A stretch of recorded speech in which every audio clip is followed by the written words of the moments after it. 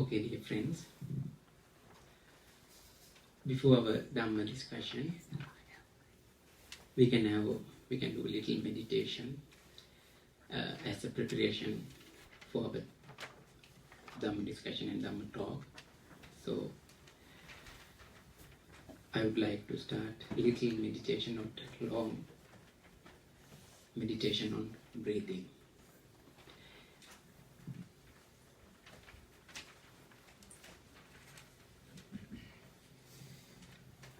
As a help for meditation in the beginning, you can listen the sound of the bell, and I'll give a short chant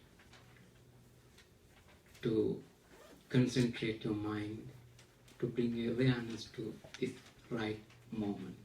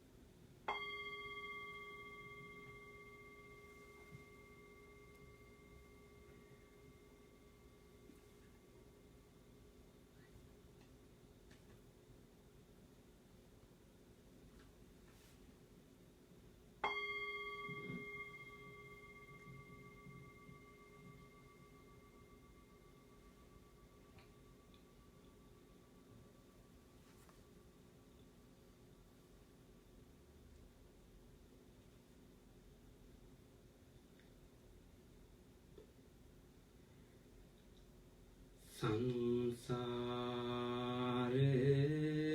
saruga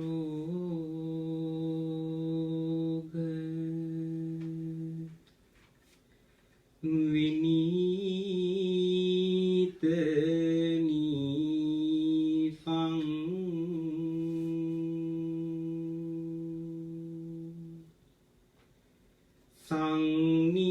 sangnita satang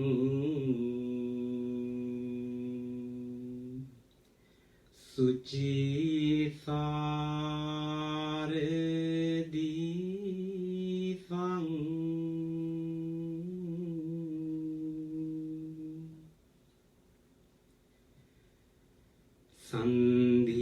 sandhire kang sun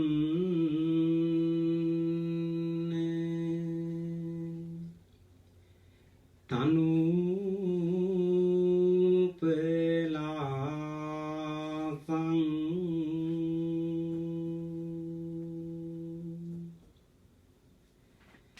sang la pedi sing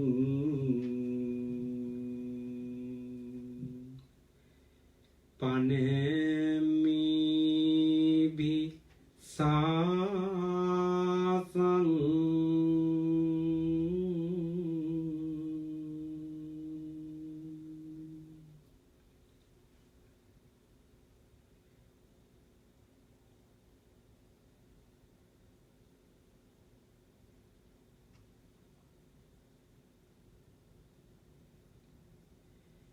Try to feel the right moment.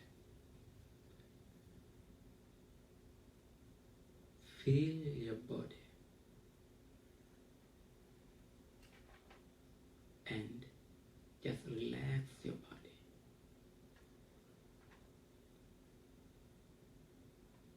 Try to bring your awareness to right this moment. You are right here. Think now, I am right here. Be in your body.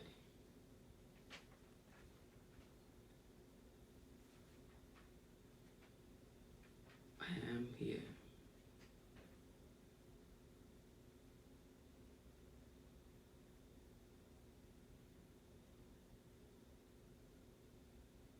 My awareness is with me right now.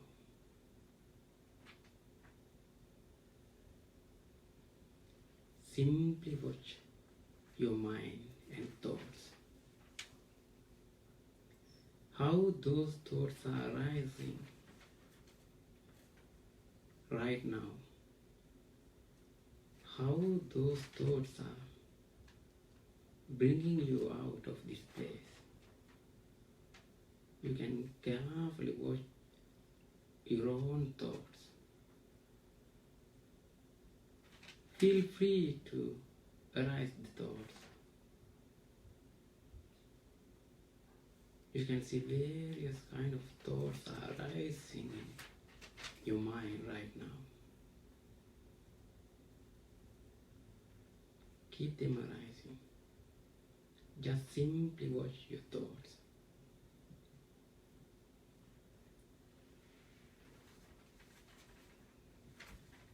Thoughts are arising and arising. Now, you can purposely watch at your thoughts and what kind of thoughts are arising. You can see right now whether good or bad. Now try to distinguish those thoughts. You can see your thoughts bring you out of this place. You forgot sometime where you were. Come back to this moment. Come back to your body. Be in your body right now. Your body is right here, right moment. That body is not walking anywhere. Now, your body and your mind, the both are with you. Now I am ready to meditate. You are breathing right now. Try to bring your awareness to your breathe in and breathe out.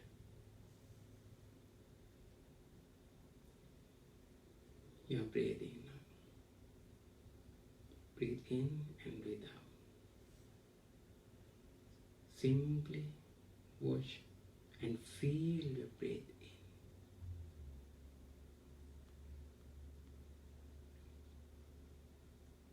Carefully watch your breathe in and breathe out.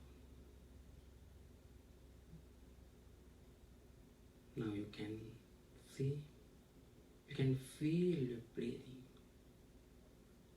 How the air touches your nostrils and enter into your body. And how breathe out.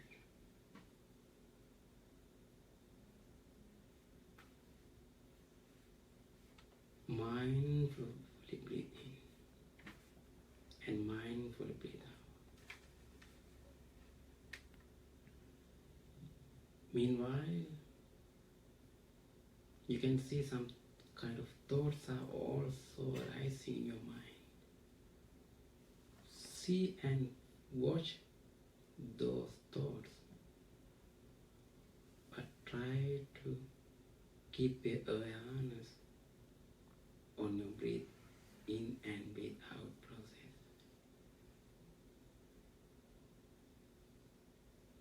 Mindfully breathe in.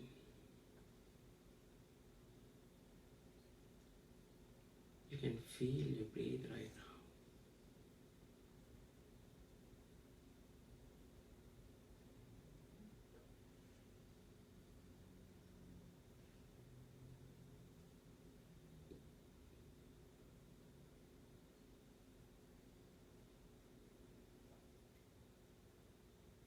Just feel. and notice your breathing. When you breathe in, just know I am breathing in right now. When you breathe out, just know and notice I am breathing out right now. Mindfully do it.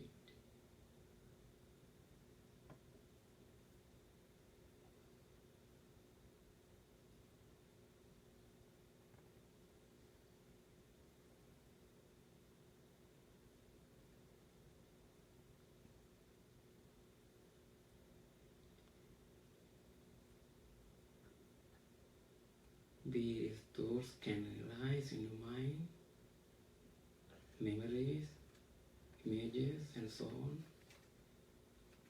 But keep your awareness on your breathing process.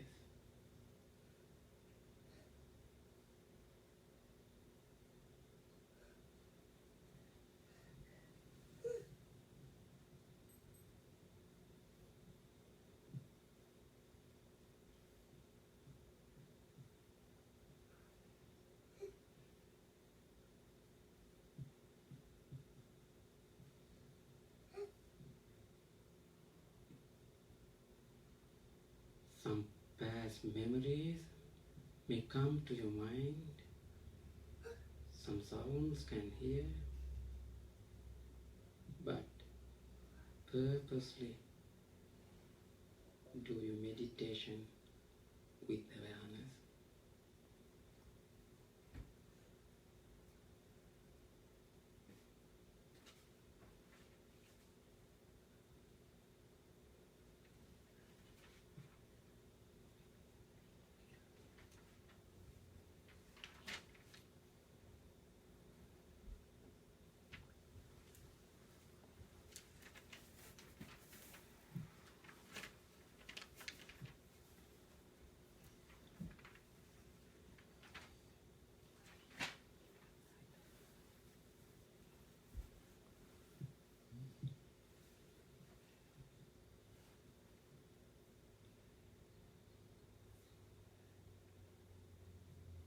Watch your thoughts arising in your mind. It's wonderful. I am trying to purposely bring my awareness to my breathing process. But various kind of thoughts are arising in my mind. You can see, you can watch, you can feel those thoughts. And come back to your breathing process. Mindfully breathe in. Mindfully breathe out. Now I am breathing in, breathe out.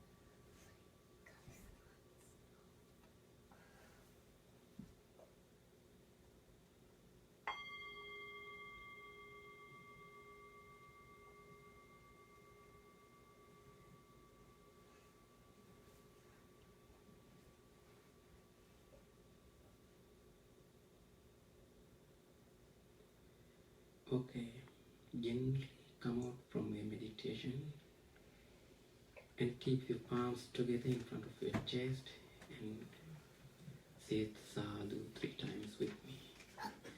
Sadhu, sadhu, sadhu.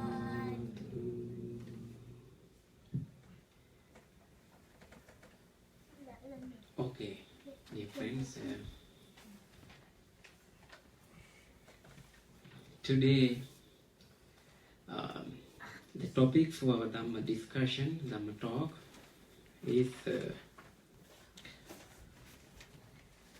sensory experience and mental construction. It's okay? Yeah. Actually, the topic was proposed by Bhante.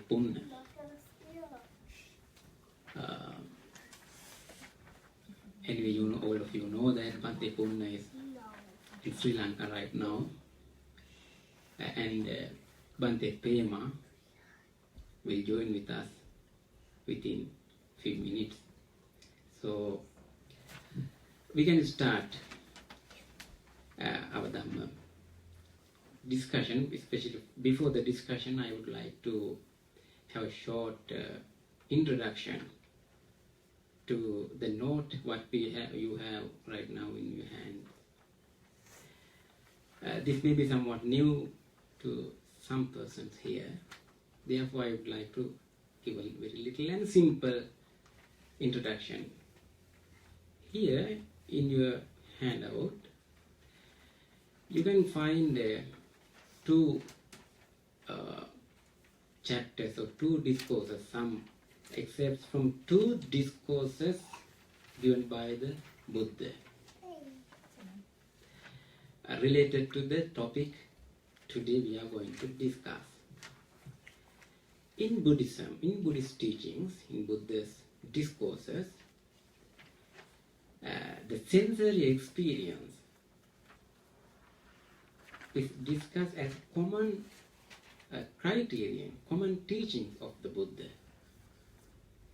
Many places in what we call it canon means the Buddha's teachings, we can find many facts related to sensory experience explained by the Buddha.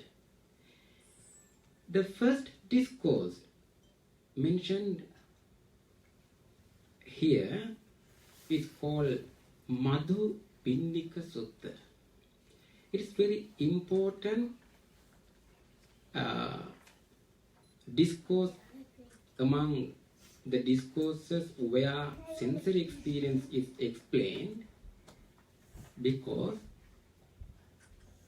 here I believe, comparing with other discourses, it is discussed somewhat simple manner with more explanations.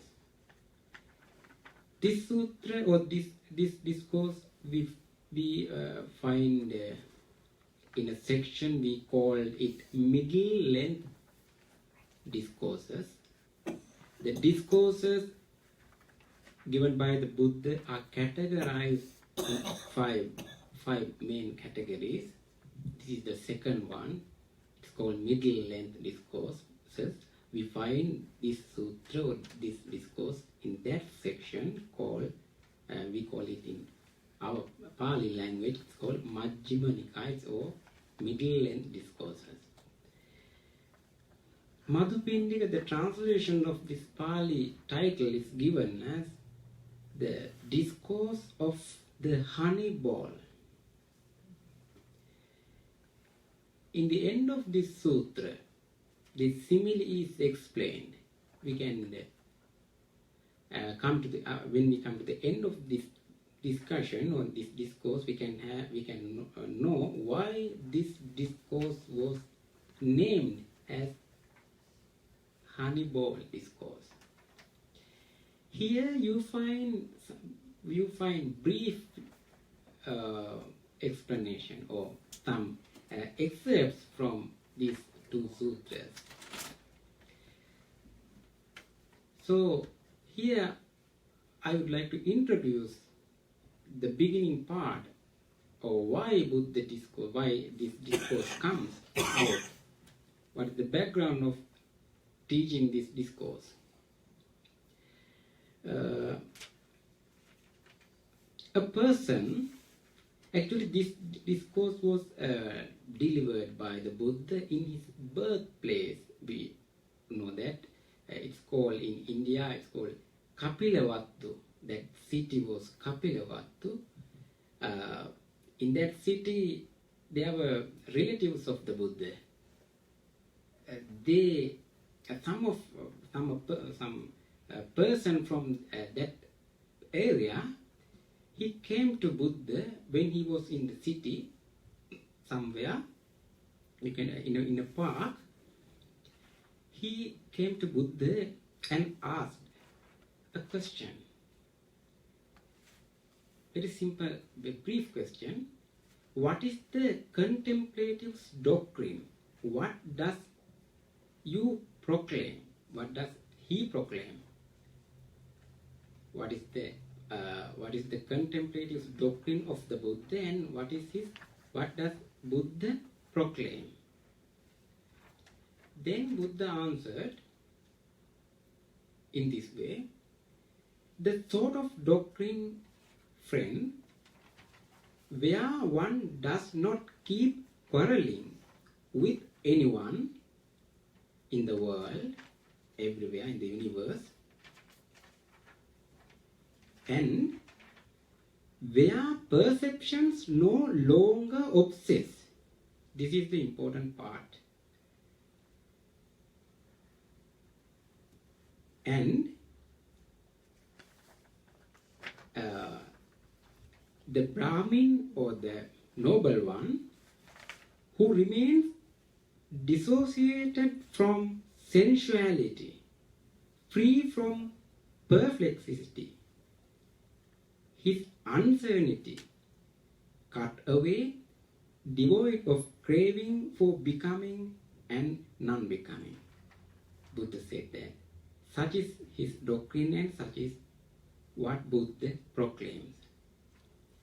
So this, as the answer of this question, Buddha briefly explained this teaching in that place, and later, in the evening of the same day, Buddha came to the monks. There were a crowd of monks. Then Buddha narrated his experience, what he experienced in the morning time. A person came to him and asked that question, and Buddha explained what or how he answered to that person.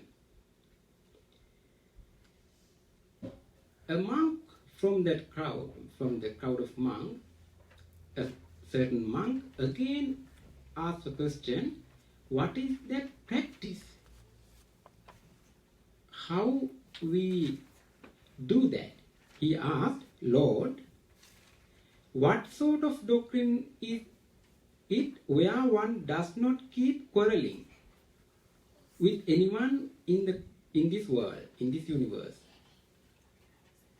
So actually this discourse is very important. In this discourse, and in your text you can find for what purpose we want to practice, we want to learn how to practice this way. If you really want to be free from these kind of things, taking up rods, if you really want to be free from bladed weapons, arguments, quarrels, disputes, and accusations, and divisive tale-bearing, and false speech. Here, what we experience in day-to-day life is some kind of things like this. Some quarrels, arguments, and disputes, and so on. What is the cause? What are the causes to arise, to create these kind of thoughts in our life? If we understand the cause, the origin of these things, we can have a clear solution for this. We just only focus to the issue like this, disputes and quarrels.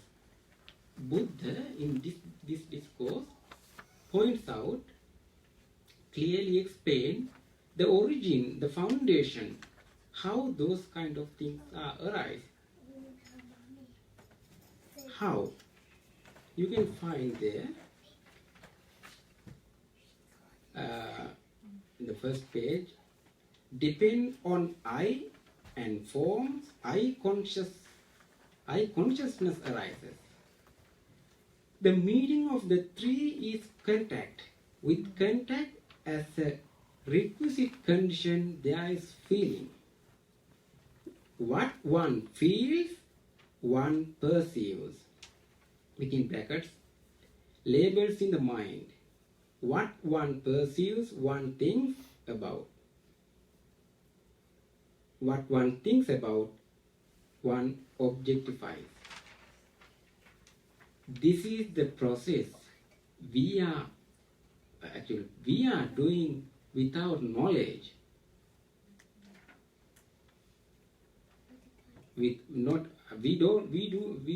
don't know these kind of things are happening when we see some person, when we see some object, when we see some kind of form, when we hear some sound. What really happened is this.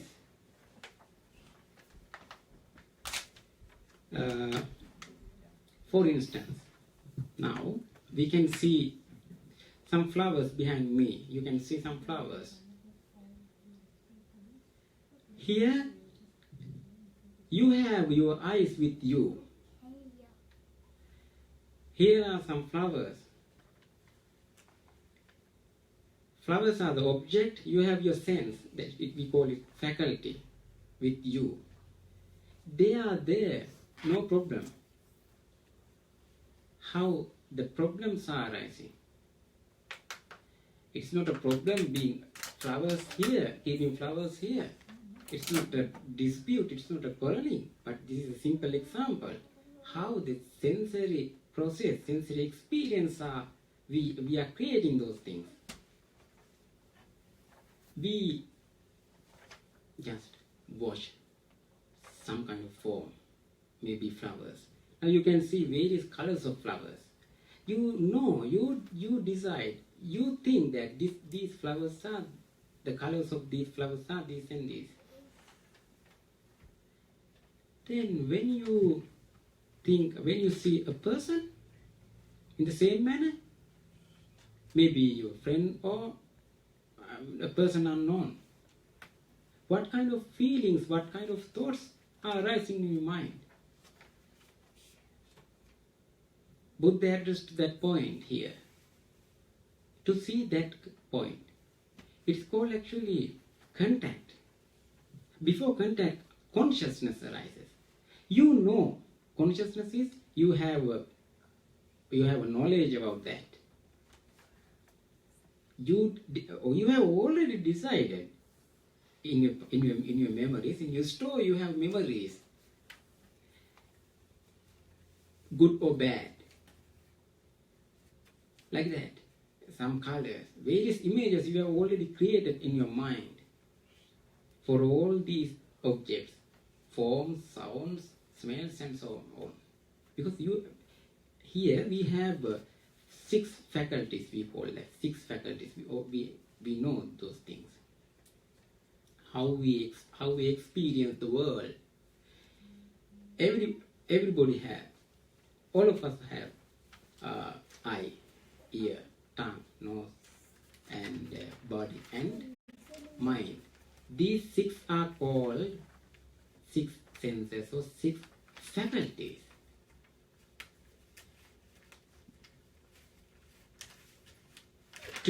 What to do is, when we experience objects from these 6 faculties, be in mindfulness. Simply watch what kind of thoughts are arising. That is why actually in our meditation, what we do is that in meditation we try to do purposely to identify, to know our thoughts, our feelings, how they are arising. That is why I guided you in breathing meditation. Even you are meditating, thoughts are arising. We cannot stop the process of originate or processing of thoughts.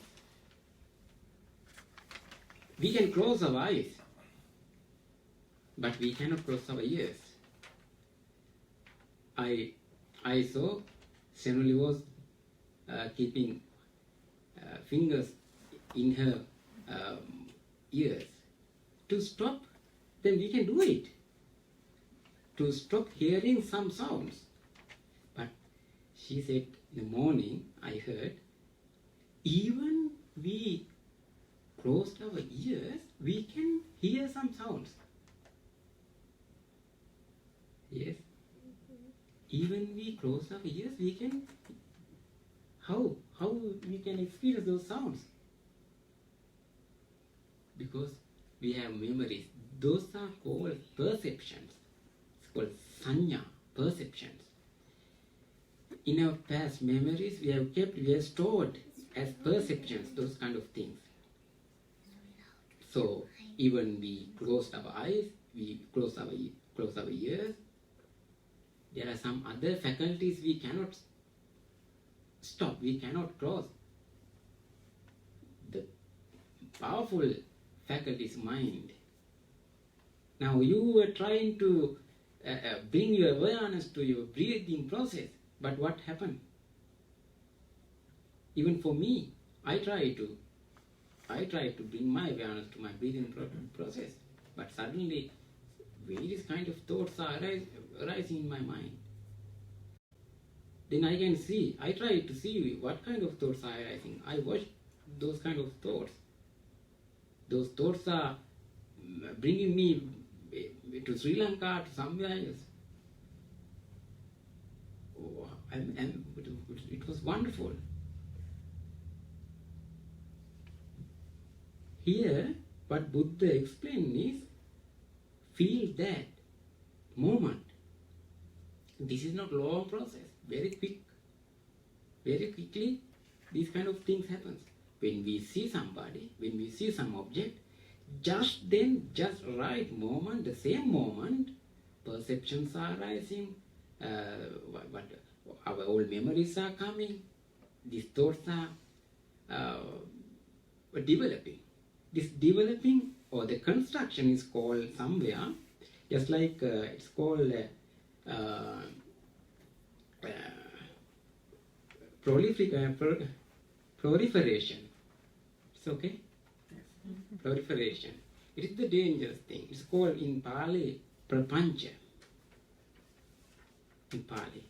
Proliferation is there is some explanation.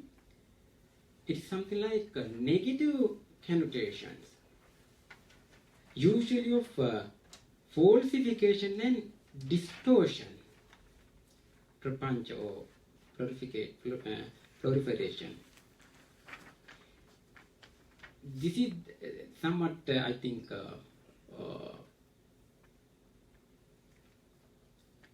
terrible thing in our mind. We cannot understand, we cannot stop purposely.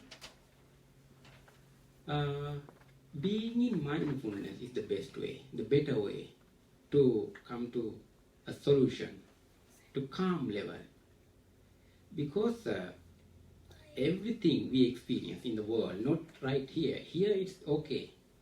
We have a very calm environment, we have already created such kind of environment, background here. But being outside of this place, being outside of meditation or something like this, these are the places where we experience the real world. In your home, when you are in your place where you work, when you are shopping, when you are driving. In the real world, you have to meditate. How you meditate in the real world? When you are driving, when you are cooking, when you are speaking with somebody. How you meditate?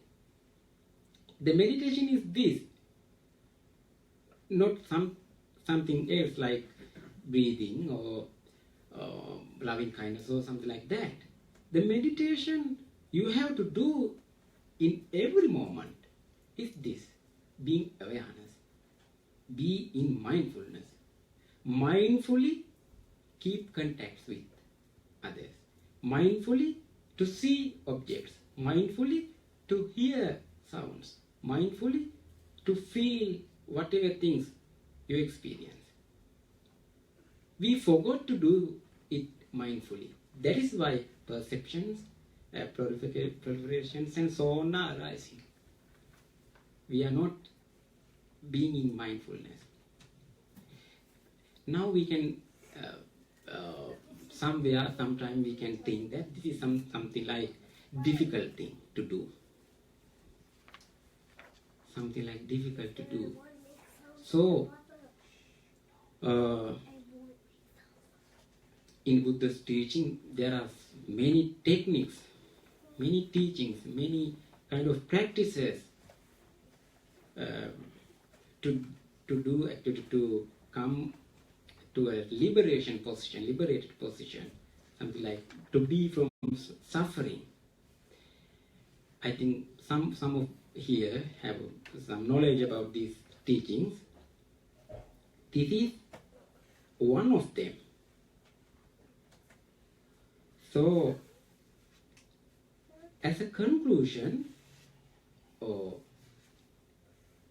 we can summarize those teachings, all those teachings. To do is to guard your mind. The simple thing is just to guard your mind. Here, in the second discourse here, yes, in the second discourse. Actually, the first discourse, there we have mentioned two discourses. In the first discourse, you can find how an ordinary person like us experience the world, experience the objects. Just we see, just we hear, and we put in our mind, we create so many things. The normal person, ordinary person experience the objects. In the second discourse, here it's mentioned, if somebody wants to be free from those kind of things I mentioned, disputes, quarreling and so on, he practice. This sutra is called, actually, the discourse on the practice for one in training. Practice of training. For what? To be from struggles, quarrels, disputes and so on. How he experienced those things. Now, ordinary person, you can see how ordinary person experience those sensual pleasures and so on. In the second sutra, it's mentioned, he does not cling, he does not grasp, he does not attach what he sees, what he hears.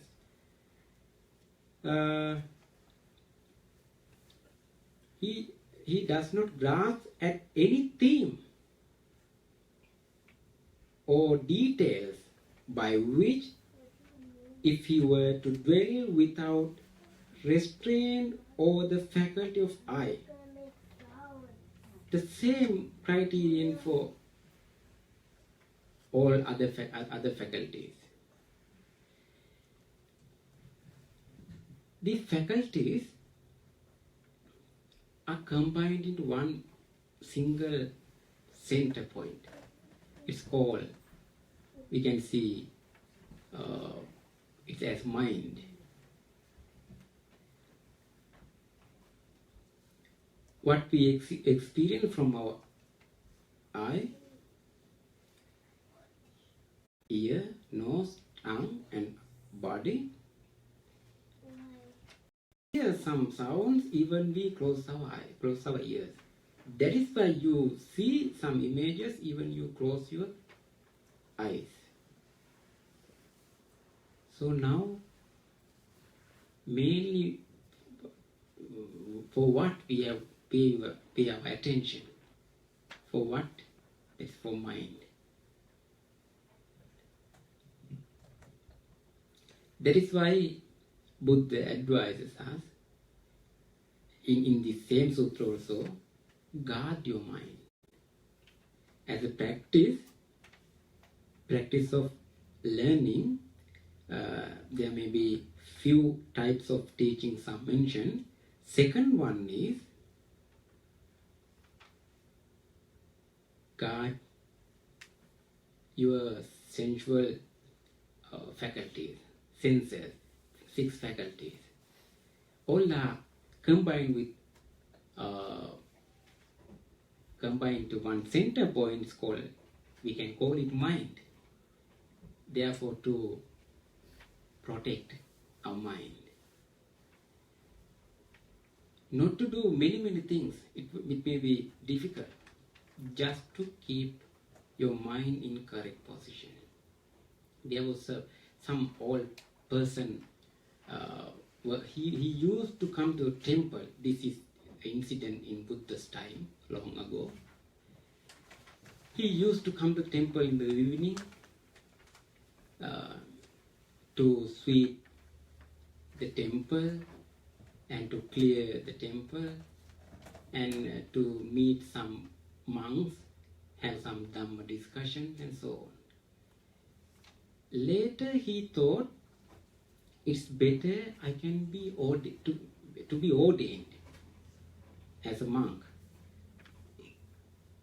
For what purpose? Then he thought that then I can do many merits in the being in temple as a monk. Therefore he came to the temple and he became a monk. Buddha advised him, some other monks, to make ordination for him. Then he was ordained and he was in the temple. Then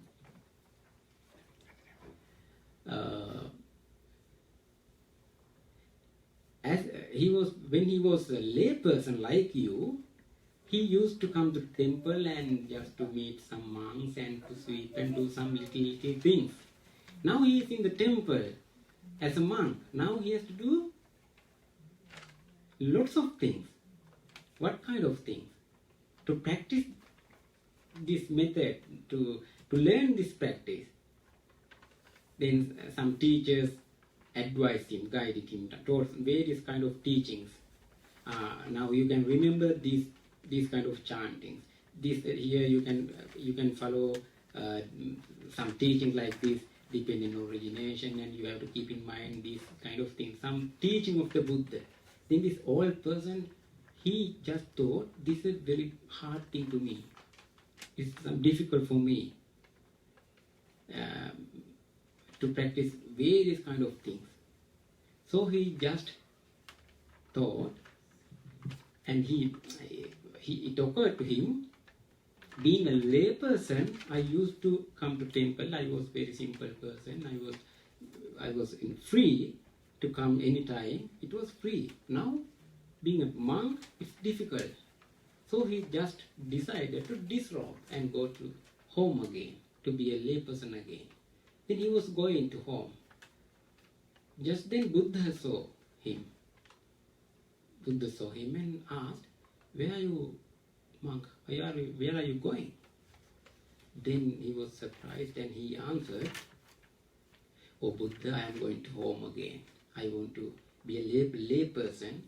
Being a monk is difficult, and to practice those kind of things is difficult for me in this old age. There are so many things to do. I cannot do those things." That's very true. Yeah. So many things to practice, to do. Actually, being a temple, as Bhante said, some person think that it's very easy to be a monk, no works in temples and so on. Anyway, that monk also experienced the same thing. Not to look after a temple, but the many practices. Then Buddha said, "No, you no need to go to home back." Then that monk said, "No, there are so many things to practice. It is very difficult for me, Buddha." Then Buddha advises him, "Okay, There may be so many practices, so many teachings to learn, so many practices to practice, but skip all of these. I'll guide you, I'll advise you only one thing to practice, only one thing, only one teaching to do. That is, you have to only guard your mind, to protect your mind. That's it. That's it, what you have to do. Only guard your mind. Then he accepted it. So it's okay now. It's a very simple thing. No need to remember chanting, gatha, so on. No many practices, just only single thing. That is why here, Bhante, I want to say that Gutta Dwaro means to guard the mind, Indriya, and so on. So that is I think that's the foundation, that's the base to protect all these 6 faculties. And as I mentioned in the beginning, the honey ball, I say that what we call is honey ball, but after explaining this, I can conclude. Honey ball, then we can go back to the first discourse.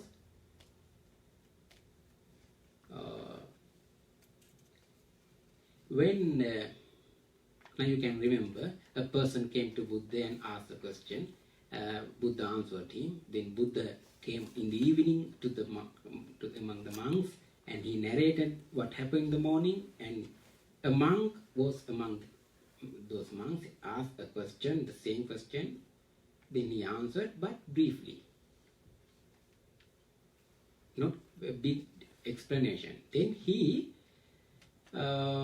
wanted to learn more about these teachings. He had enthusiasm to learn about the teaching. Then Buddha said, no, you can go to a particular monk. He mentioned a name of a particular disciple of the Buddha. He's called Kacchana. Then that group of monks, they went to that particular monk and asked the question, this kind of thing. Then Kacchana, he was an arahant, he explained, he answered in details. Then those monks who were waiting for that answer were very happy. They said that this is like a honey ball. Why? They were in very big hunger.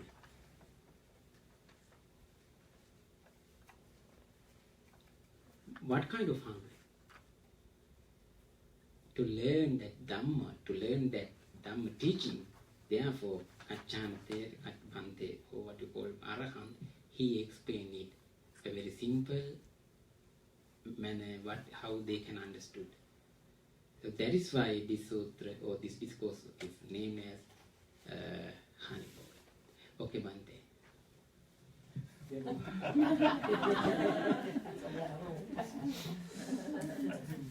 talk is over. Not over, actually we need the... Just to be explained more. Just a simple introduction.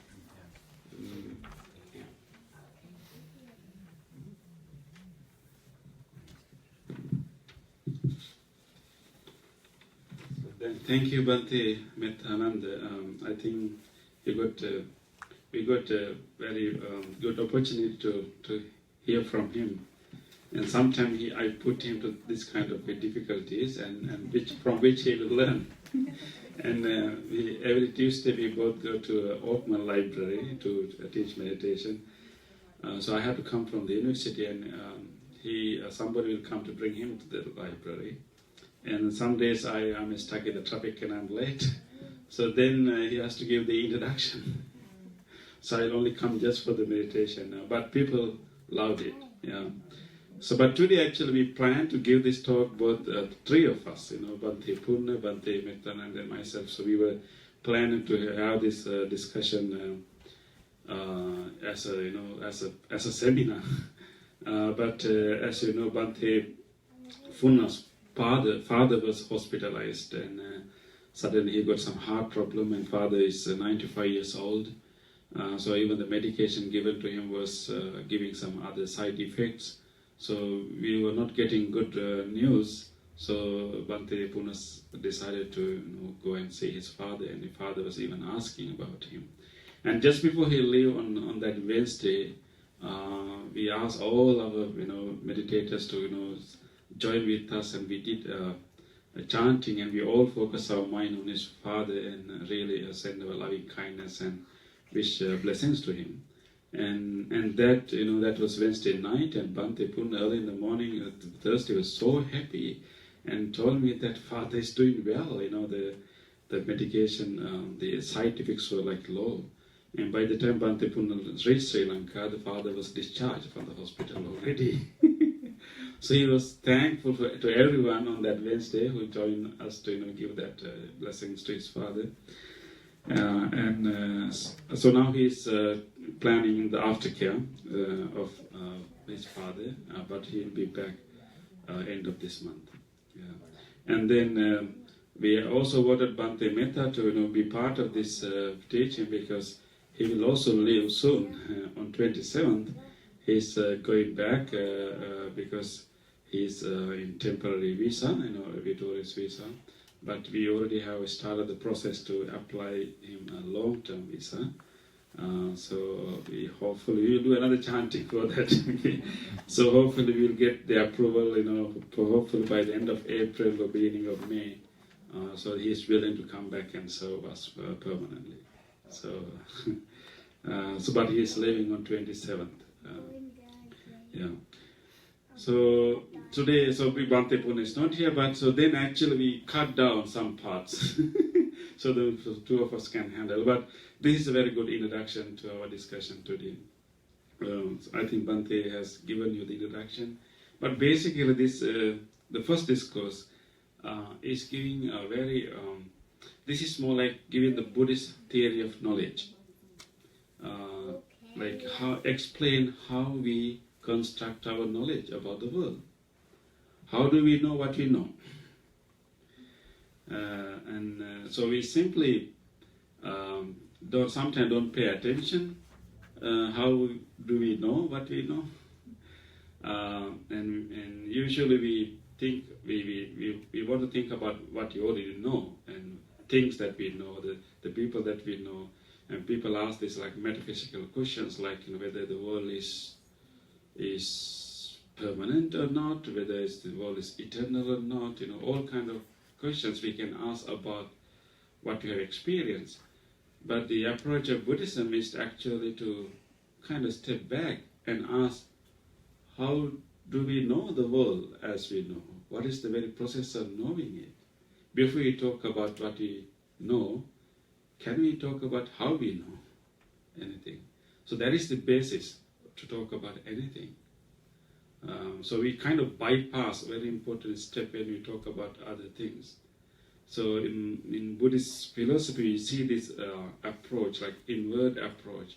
Like before we talk about anything, just let's talk about how we get to know that thing. What is the process of knowing? So like theory of knowledge, how we construct our knowledge. So the first discourse can be a very straightforward explanation about how we construct our knowledge. And of course, but it was given to explain the very interesting koan, if you want to call it koan.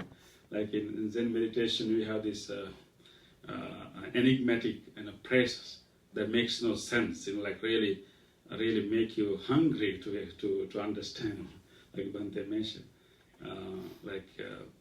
And so the Venerable Kachana explaining the detailed meaning of that very concise phrase that the Buddha gave. But when he talks about how we can get rid of conflicts and quarrels and disputes and arguments, and he come back to the very basic way how we construct our knowledge. We have to really understand how we construct our knowledge, how we form our concepts, how we form our views, and then we will understand why people are in disputes and conflicts and quarrels. So So if you have the paper, there are. So let's go and this is a kind of explaining everything in a microscopic.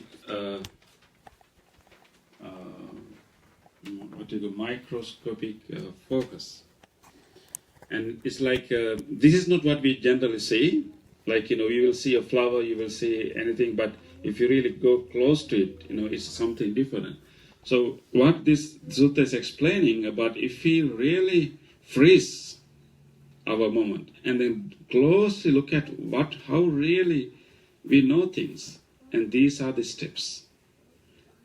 So this is like looking into our own and putting a very long telescope inward and try to see what is really happening here. So according to Venerable Kachana, then he's explaining this is how we know anything, and he's relating to the sensory organ. And he starts with eye. So we have this term here, depending on eye and forms, eye consciousness arises. So if we have a sensory organ called eye, healthy sensory organ, and if there are visual objects, visual forms, which is basically shapes and colors, and based on an organ of an eye and any sensory objects, there will arise what you call eye consciousness. Means that your eye will meet with a visual object, and the eye become conscious of it. You can call it eye become conscious of it. And right now you are looking at me, you are looking at the Buddha. So some kind of shapes and colors touch your eye, and then you become conscious about it. So that is the beginning of any kind of knowledge. It can be with our ear, nose, tongue, and what is the other ear, and skin, and the mind. And that is quite different. Let's talk about that later. And then meeting of the three is the contact. What are the three? The visual form, eye, and eye consciousness. Meeting of the three is the contact, means sensory contact, means the beginning of the experience. So we need these three things to meet, and then we start our experience. So eye, visual form, and eye consciousness. It could be ear, audible ear, and sounds, and ear consciousness. A meeting of three is the beginning of the experience. So the contact is the sensory contact, the beginning of the experience. And so as with the contact as a requisite condition, there is feeling. Okay. Once we have an initial experience of anything, what naturally occurs is called feeling here, but the word feeling can be misleading a little bit, right? Dan, do you have another suggestion for the feeling? Yeah. Other than the feeling, what words we can use? It's almost like sense impression. Yes, sensations, sense impression, yeah. This is more like, so whenever we have initial experience, and next moment we have a kind of affective quality to that experience, like sensation. Let's say we heard some sound.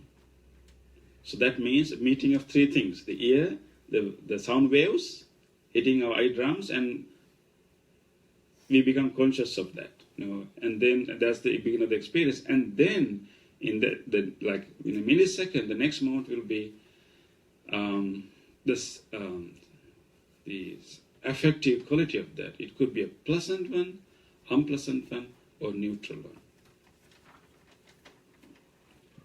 Okay, if it is a song, it will be a pleasant sensation. If it is a, what is the other? If it is a dropping of a, maybe, the breaking of the glasses would be an unpleasant one. Maybe, what is a neutral sound? Maybe. Sometimes some people can be pleasant. But before we make any judgment about that, the very experience has these qualities, sensual qualities, called sensation. So usually translates as feelings, but remember this feeling is not emotion. We are not yet here. This is the very beginning, the first millisecond of the experience. We are describing right here, not the emotion part yet. So these 3 minutes, we begin an experience, and in the beginning we have this sensation, affective quality. And then, this is very interesting how this whole thing has been experienced. And what one feels, one perceives. Okay, Venerable Jnanananda, the well-known Theravada Buddhist monk and scholar, who wrote a whole book on this topic. It's called Concept and Reality. And he made a very interesting observation. And you see we have put a space over here, like the first 2 lines and the next 2 lines. And in the sutta, actually they all are together. And we made that separation for you to understand the difference between 2 stages. Okay, here the very language that explains the whole process suddenly says, when one feels, what one feels, one perceives. And what one perceives, one thinks about, what one thinks about, one objectifies, or one proliferates. Okay, do you see the difference in terms of the language pattern in these two sections of the discourse? In the beginning, what you say? Depending on I and forms, I consciousness arise. Meeting of the 3 is contact. When the contact has liquidities, there's feeling. Okay, one way of explaining. And then when you move to the next stage, suddenly it says, when one feels, one perceives. Yeah, the different language structure. Different language structure. The is quite impersonal, quite automatic, or quite without an agent, right? And it's impersonal.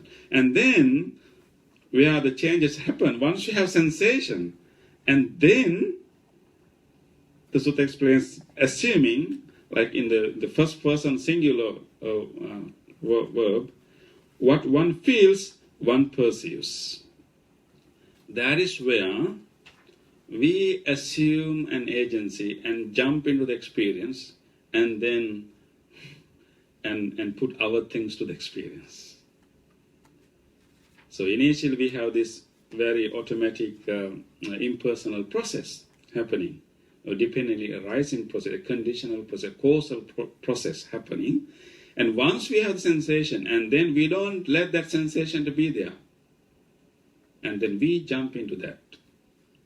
How we jump? What one feels, one perceives. That is a stage. We jump in. Perceives. Whenever we have a sensation, either through hearing or seeing or smelling, whatever, and then we perceives. That very act of perception, or even you can call it recognizing. And that is the state that we start to add things to the natural experience. Perceives means that we will recognize it, we will give a name to it, we will do all kind of things. Let's say suddenly you can hear something when you are sitting here, right? You don't see it. Let's say if you hear something in the basement, like a sound like doom. And so we have the sound waves comes, and we have held the eye, so the eye drum hit the sound wave, and then we have eye consciousness, ear consciousness about it, and that very sound has a quality, the pleasant, unpleasant, or neutral. And then, oh, what is that? It should be something. Maybe you can think about, or maybe it's a container. So we recognize it. We haven't seen it, but we can very cleverly put a label on it, and we can recognize it because, and we say, oh, it's a container, it's fallen down, or something else. And that is the area that our interpretations. So we perceive, And then when one perceives something, and then we move to the second stage, we call the translation given here as thinks about, or you can call it maybe reason about. So the initial is recognition, giving a label to it, naming it, or it's a sound of a container, sound of a glass, sound of a vehicle, whatever that name. And then we don't stop there, and then we think about it. Why that is fallen, why that is fallen. Somebody has not kept it, safely, so you can have all kind of reasoning about it. And now, it's no more the initial sound is already happened a while ago, but this waves happen in the mind.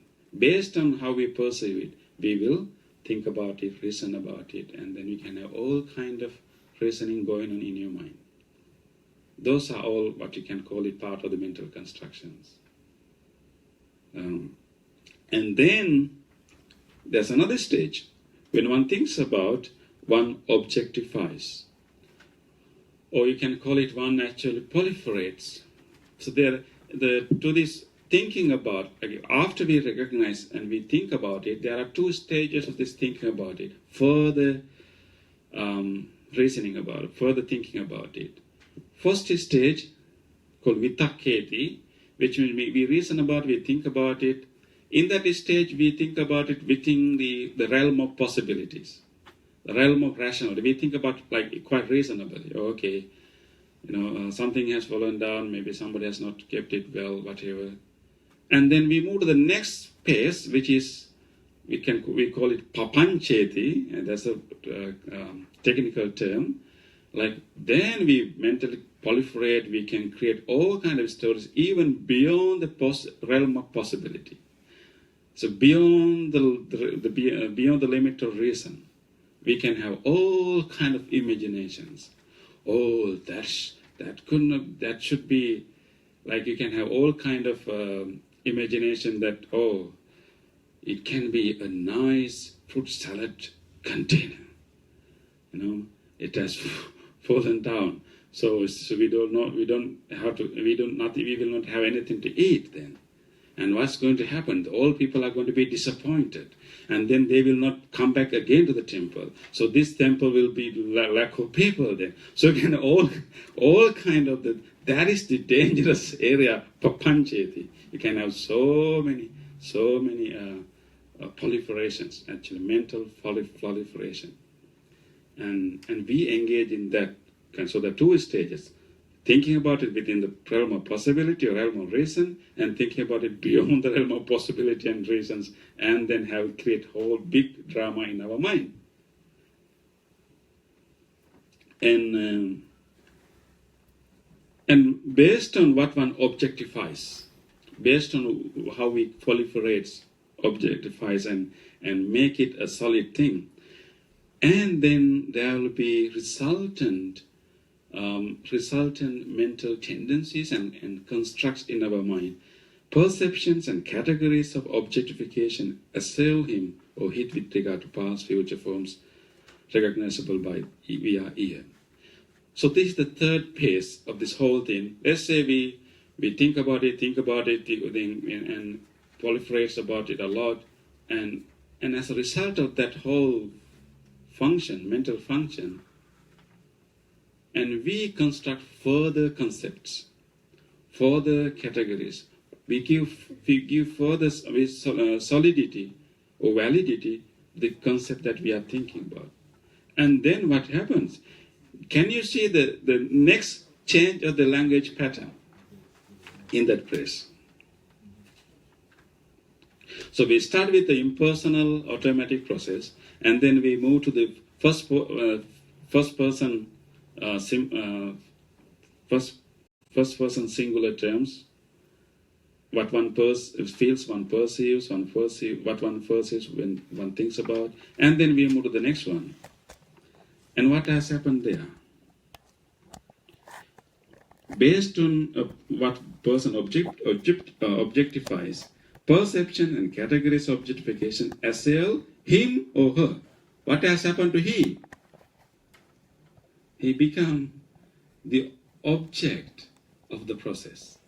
Initially, so in the second line, he is the agent. Now he thinks about, he perceives, he thinks about, proliferates. And after a while, what is happening there? The experiencer, the person who thinks about, become a victim to his own thinking, and that he become him or her. So our own thinkings can overwhelm us, and then we become a victim to our own categories that we have constructed. Then we forget actually we are the one who construct those categories in the first place. And we tend to believe those categories so strongly. And we are driven by these categories. And we believe those categories to be true, eternally true. And then we are driven by those categories. This is what is happening to human beings. Like we have a very natural process of experience, and then if you are not mindful in any normal situation, we perceive it, then we think about it, we proliferate further and further and further, and then we objectify those concepts, we construct those concepts, we make them stronger and stronger, and then suddenly and ultimately we become victim to those concepts. An interesting simile given in that book by Venerable Jnanananda, as a story about three magicians. Three magicians were going, they were walking, and in the middle of the forest they found a skeleton of a tiger. Simply a skeleton, pieces of bones, actually. So the first magician says that, I am good in magic, I can actually put these bones together and construct the whole skeleton perfectly. So he uses magical spell, whatever power, and use all the skeleton and make it a nice, use all the pieces of bones and made a nice skeleton of the tiger. And second magician said that, I know of a spell that I can actually insert flesh and what is the other one? Flesh and organs to this body, all the flesh and skin. And then he looks like a real tiger now. The third magician said that, I am good in a spell that I can actually infuse life to this body. So he uses magic, and then suddenly the tiger became a living tiger. And then what happened next? The tiger ate all three. The Venerable Jnanananda explains actually what is happening in our sensory process is quite similar to that. We start with very rudimentary sensory impressions, like pieces of bones of tiger. But when we start to perceive it, and we don't stop there, we conceive it, we think about it, reason about it, and then we proliferate it, and then we really objectify it, and then we make it real, whatever we think about. And then suddenly we become victim to that. So that is the third stage. That's what's going to happen. And remember, so once we construct all these categories through thinking again and again, and those categories are kind of available in us in our next sensory experience. When we hear a sound again, the concept that we constructed as a result of that proliferation influence us again when in the state, the second stage, the perceptions. So that's how we construct our experience again and again, again and again, again and again. And those concepts are also changing actually from time to time. And if you don't have, if you experience something that we have never experienced, and you will use an old concept to recognize it, to perceive about it, and then eventually you will reform it. I have heard a story that when children, when they haven't seen any cows, when they see cow for the first time, they haven't seen such a creature, but they have seen horses. They will first shout, horses, horses, horses. So they will use an old concept to recognize this new experience. But eventually they realize that, no, not really like the horse, there are differences, and then of course, we are very good as parents and as adults, like reconstruct that concept, and eventually he will create a new concept of a horse, of a cow. And now it's available for him. So next time when you see a shape, a color, so he can use that concepts, categories to recognize that. So we do it again and again, again and again, again and again. And so this is very normal. This is what everybody is doing. But what the Buddha is advising us to remember, actually, at least remember that this is happening, and don't take so seriously the concept that we construct. And what happens usually, actually, they start to govern us. And then, not only it stops there, actually, and that will lead us to develop craving, that will lead us to develop all measurements about the constructed notion of I, conceit, and that will also lead us to construct very strong views or like dogmas. So the mental proliferation have three lines of development, three directions. The mental proliferation can go. One direction is to develop craving about what we can think about or perceive about. And that's what happened in a love relationship. Like when you meet a person that you like, someone like attract you, and then you have a sight, you have, maybe you heard something, and then you can think about, you can proliferate, you can create a proliferation even beyond the realm of possibility. And the more you think about, and more you like about that person. And it is not actually seeing the person, interaction with that person makes person, we attach to other people. It is through thinking process. The more we proliferate about that person, the more we develop clingings to that person. So ultimately, actually, what you have attached to is not the person himself or herself, the concept that we have created about that person. And that's what we proliferate and cherish and nourish and, do all kind of things. So the more we proliferate, the more we attach to that. And that's one direction.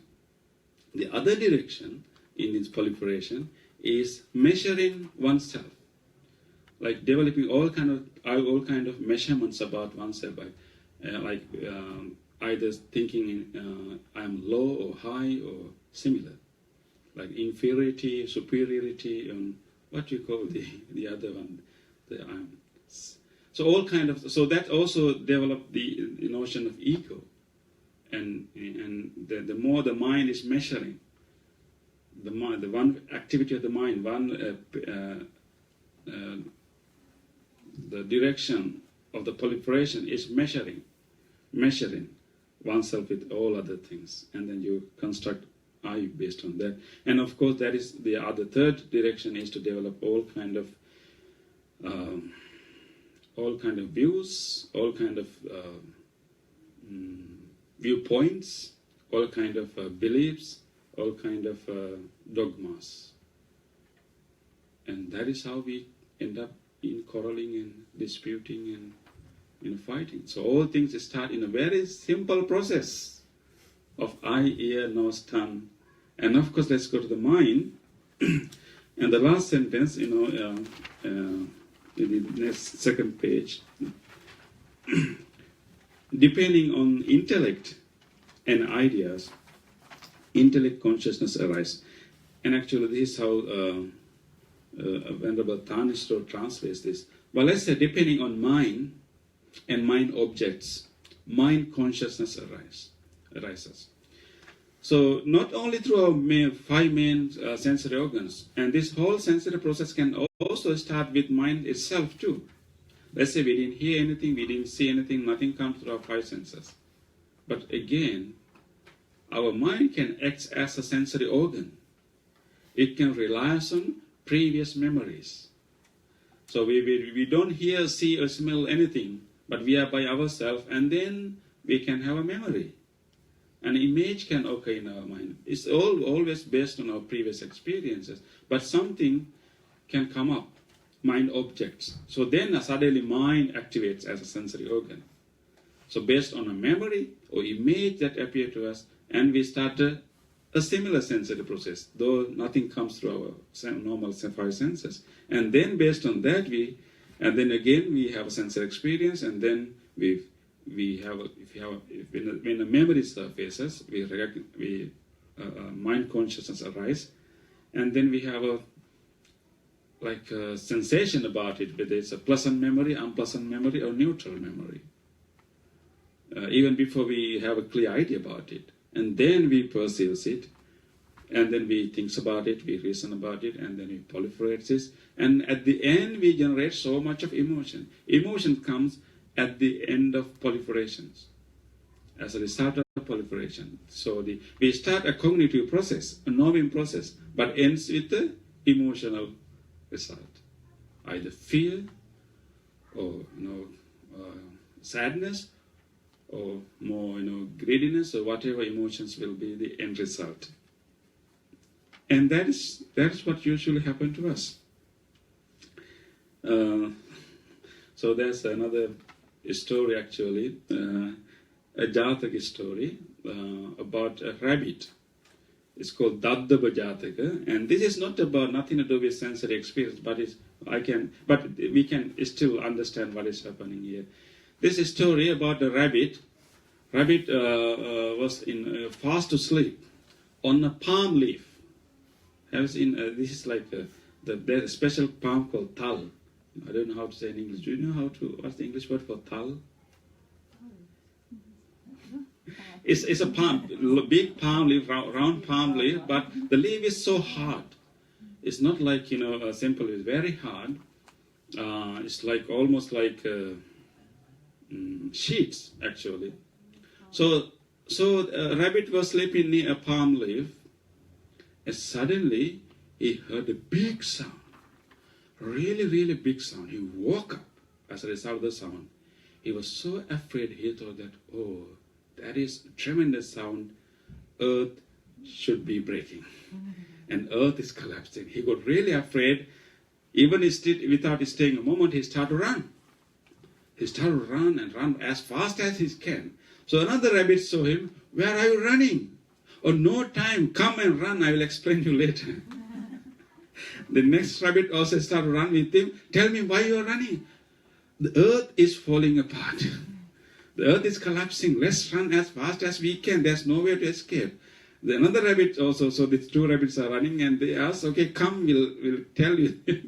And then they also told them earth is breaking up. The whole bunch of rabbits are running fast, and then other animals saw, the deer saw, the herd of deer saw, the rabbits are running. Why are you running? Earth is breaking up. They also started to run. And now rabbits and deer are running. And then another group of animals, the elk, saw them. Asked, why you are all running? Earth is breaking up. Come and let's go. And then the elk also running. And the running, and then after the elk, of course, the tigers, elephants, the whole group of animals were running as fast as they can. They ran, and then they actually running towards the sea, and there was a big cliff, and below that cliff was the sea.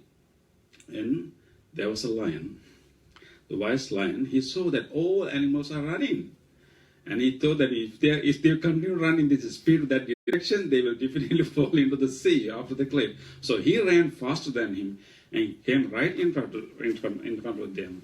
And he says all his strength, and he roared, the lion's roar. A stronger voice, and everybody stunned and stopped.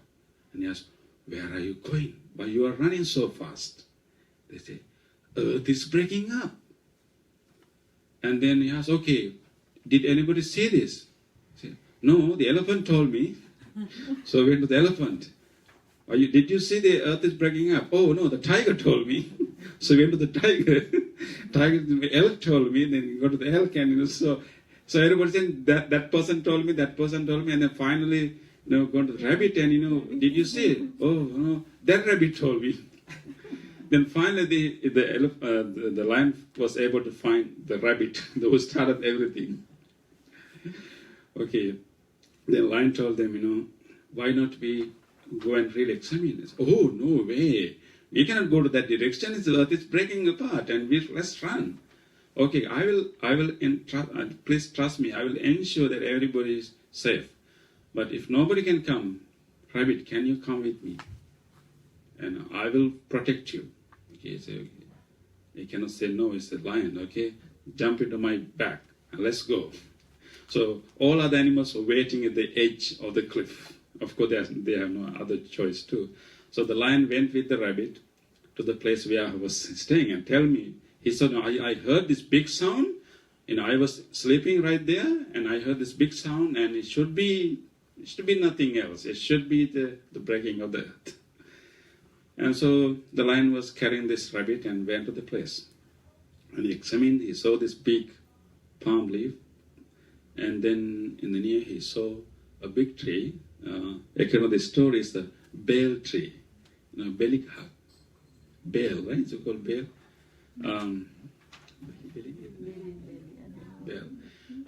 So it's a kind of tree. It has a fruit. The outside shell is very hard, so you have to break it to eat that. So let's say a round-shaped fruit with the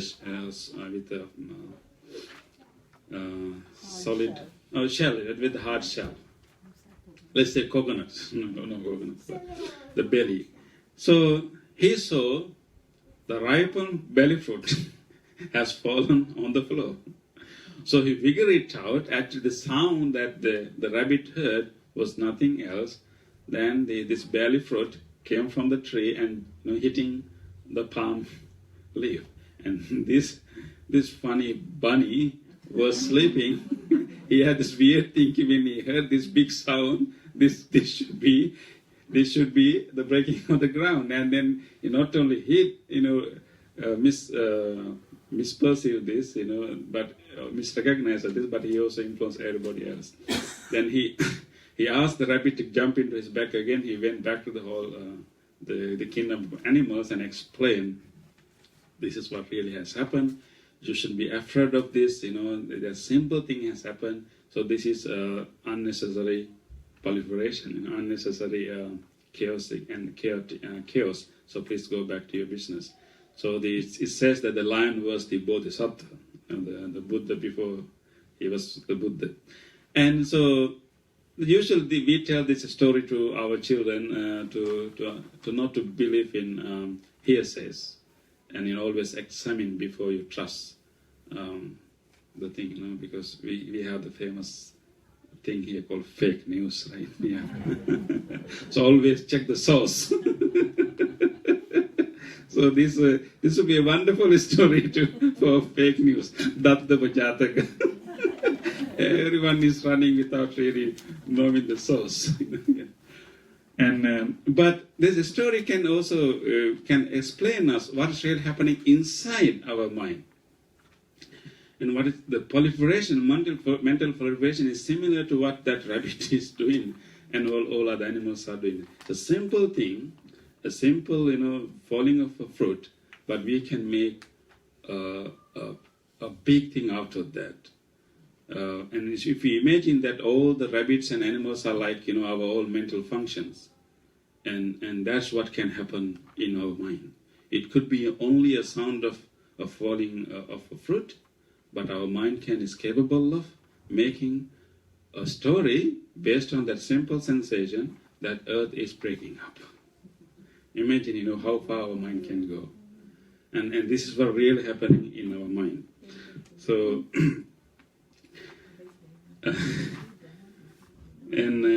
so the initial step here is actually the rabbit perceives. Rabbit perceive this sound as breaking of the earth. But we can do also. But most of the time we go wrong when we proliferate, when we reason about that too. And as a result, we can create all kind of problems to ourselves. We can create all kind of sufferings in us. And moreover, we also feed our ignorance too. Like three channels the mind can go. So we call it making a mountain out of a molehill. That is what the rabbit did, and that is what our mind is doing also, making a mountain out of a molehill. So I always, let's say we are meditating, even in a meditation, proliferation can happen. Maybe we are sitting in chanting and you suddenly hear somebody coughing you behind. Somebody cough. So what really happened? The initial sound, something happened, you heard it, I concentrate, you perceive it as a cough. And the moment you perceive it as a cough, give a label to cough has all kinds of associations, right? So then you can, cough. He should be having a flu. He should be having a flu. Yeah, definitely. This cough sounds like a flu. So he should be having a flu. Okay, that's reasoning about. And then you can even think about beyond the possibility of reason. I should have already took the flu. Tomorrow I will not be able to work. If I didn't work tomorrow, I will not have enough in leaves, and then that will be the end of my family life. I will lose my house, and that's proliferation. You can have all kind of, you can really feel the anxiety right here. And as if those things happen, you can go through all kind of emotions. What really has happened? You heard the sound of a cough, right? But we can create all kind of things based on that. This is what is happening. These are 3 steps. And so same thing, even you can see beautiful flowers over here, right? And we can see this flower, and you persist at a flower. You can even give a name. It's a rose. Maybe what else we have here? Carnations. So the moment you give the label, and there are so many associations related to that, maybe a rose. Then you remember suddenly, you saw the rose here in front of the Buddha, you remember, I was given a rose when I was this and there and here. And you can have all kind of memories about that, and think about it, and then you can even think about beyond the realm of possibility. What if somebody else gave me the rose, or how good if I gave the rose to that person or this person, and you can have all kind of story in your mind. So we never know to which direction this thing can go. It's chaotic. It's no direction. It's so big.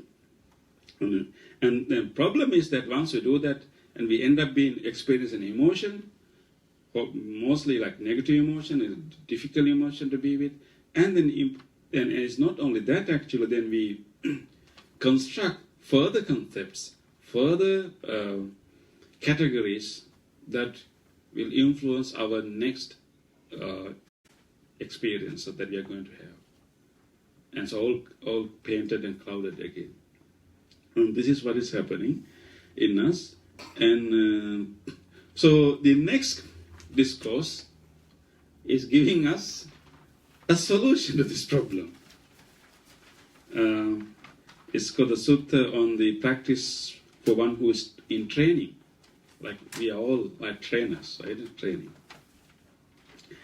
And as Bhante mentioned, there is the guarding of the sense faculties. On seeing a form with an eye, he doesn't grasp at any theme or details by which, if he were to dwell without restraint over the faculty of the eye, the evil, unskillful qualities such as greed or distress might assail him.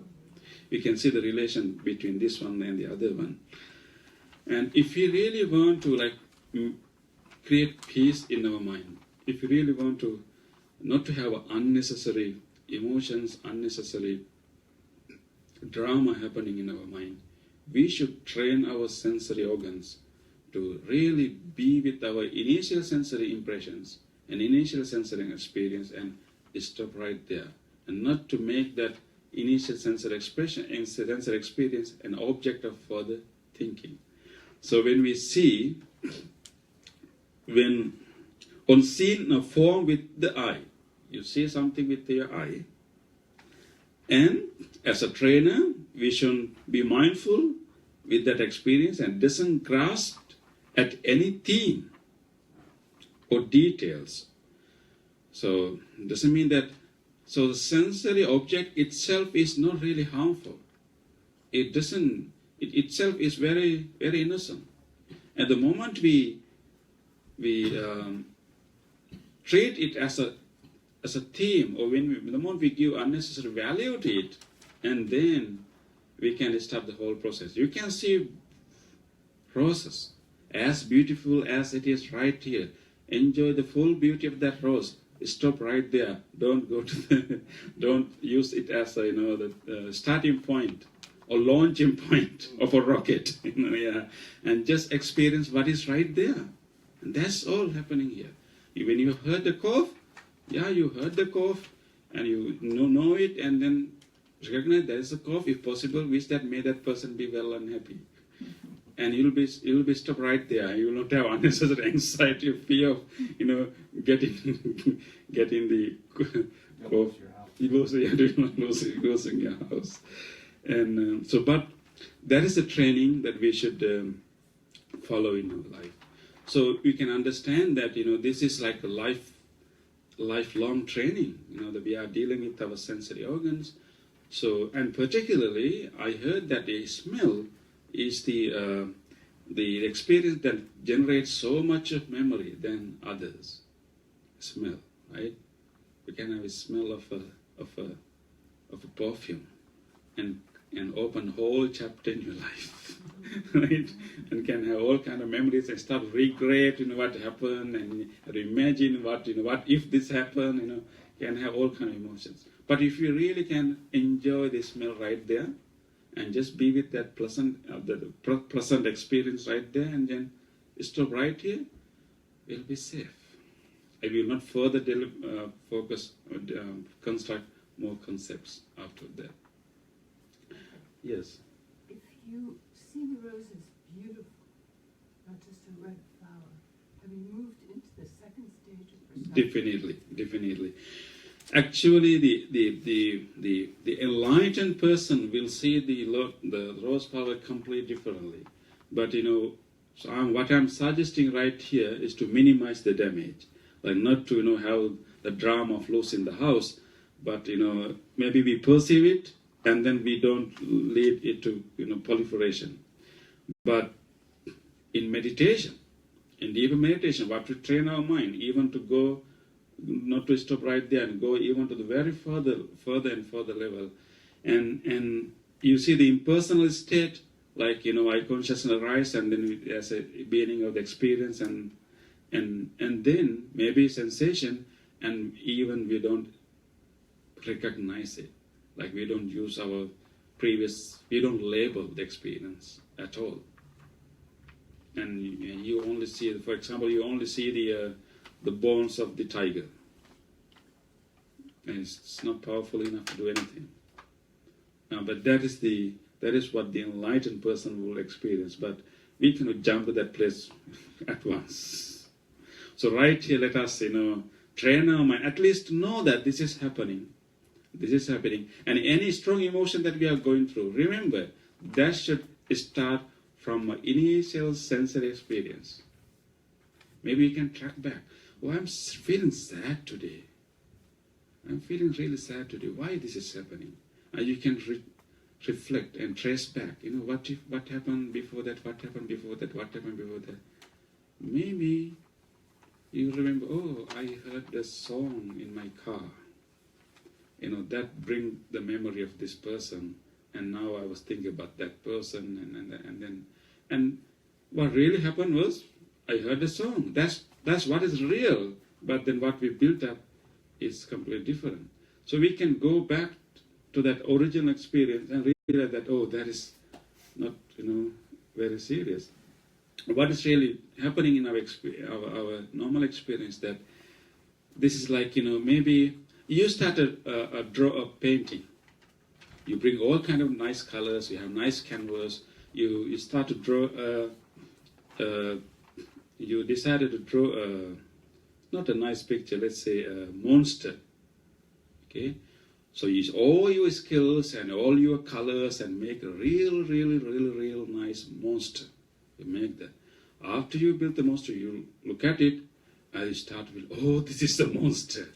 And as you begin to afraid of it, and you don't want to go to that room, there's a monster inside there, and you start to be afraid of it. Doesn't it sound very funny? That you are the one who brought the painting and colors and draw this whole monster, but now you are afraid of that monster going there. This is exactly happening in our mind. But we forget that it is we who actually start this whole painting in the beginning. It could be otherwise, like you start to create a nice sculpture, bringing all kind of mud or maybe other material. And once you build the sculpture of a person, you feel, oh, this is so beautiful. I wish if I can have that, and then you start to, crave for that person that you build. But you forget that actually it's made of, materials, and you are the one who make it. And this is really happening. So the enlightened person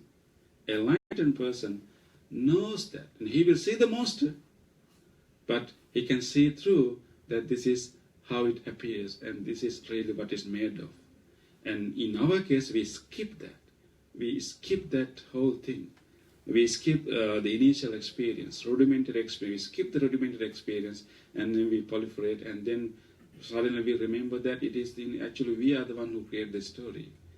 And it's like, we are become a part of the drama, forgetting that we, we are the director of the drama.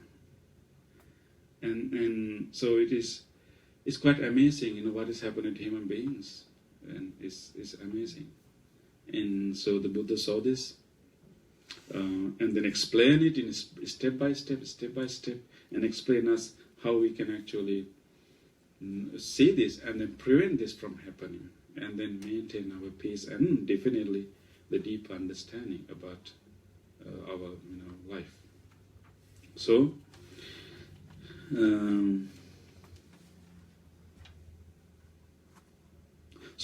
the kind of practice recommended in the second discourse is a kind of constant practice that you can practice anytime. Anytime you see things, anytime you hear things, taste things, smell things, right? And anytime you can, if you like, and you can even watch your mind. This is the rabbit running after. You can watch how your mind is, creating this, proliferation. You can say papancha. Remember that word. Very interesting term. Papancha. It has a nice, funny sound. Papancha. That is the proliferation, mental proliferation. And use these terms, use these lessons whenever you are doing it. Tell yourself, papancha. Don't be the rabbit. Don't be that foolish rabbit. It's just the some falling of a fruit. It's just the sensation. It's just the visual for my soul. That's all. And you can take a breath and come back to reality. But in deeper meditation, there's like a very practical application of that.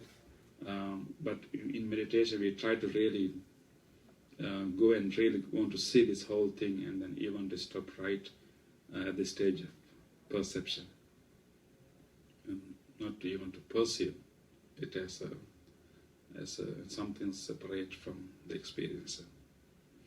Okay, so I hope that you got some understanding about mental proliferation, mental constructions, and if you have other questions, let's spend a few more minutes for questions.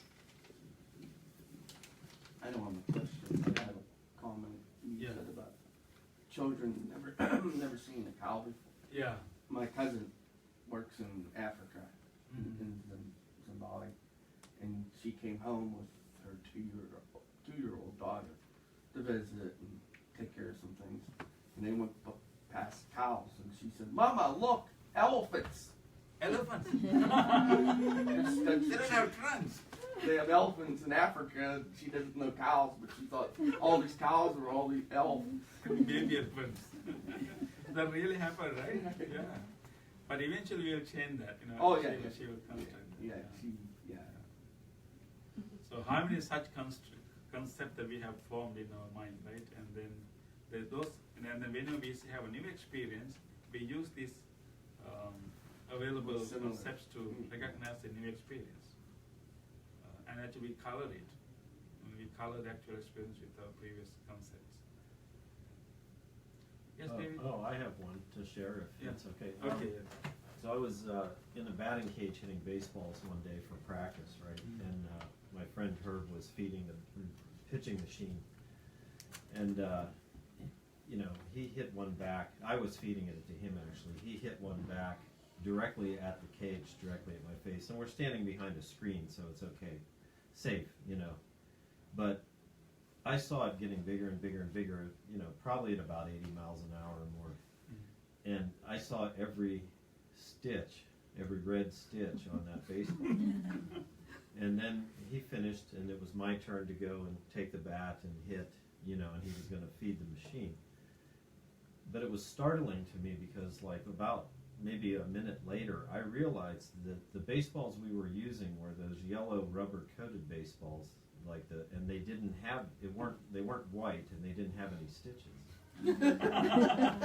What you said. My mind added mental associations of what I knew a baseball to look like as it was hurtling toward me. So the experience was sort of shocking, and it jarred me into, you know, a perception that I, you know, that was a regular baseball, that they were yellow rubber-coated cage baseballs, you know, batting cage baseballs.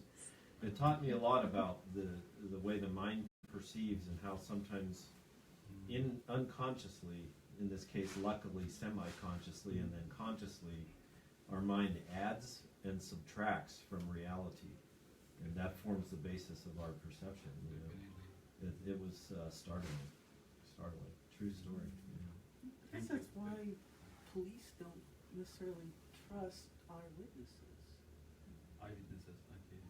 in a Yeah. crime, because they add Their own stitches bias. to the baseball. You know, they say everybody sees something different, even though one thing went on because there's a video camera, but 10 people will tell you 10 different things. It's Yeah. perception, yeah. You're right. Bhante, Yes.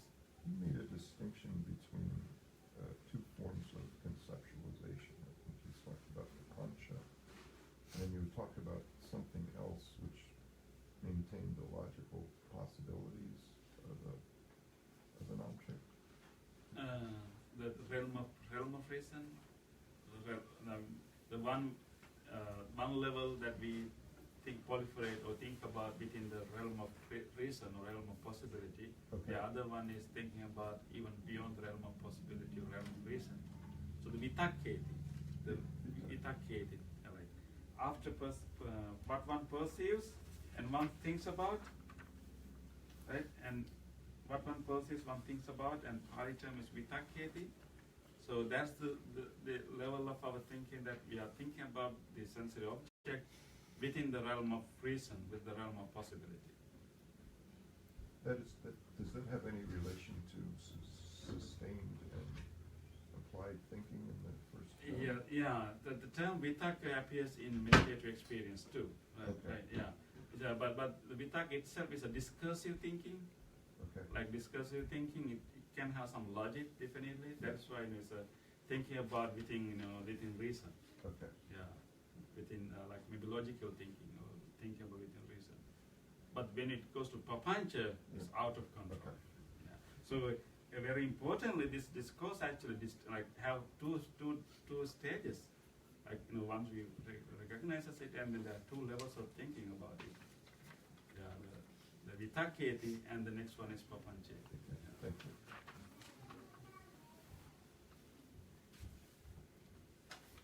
Okay. Any other suggestions or comments?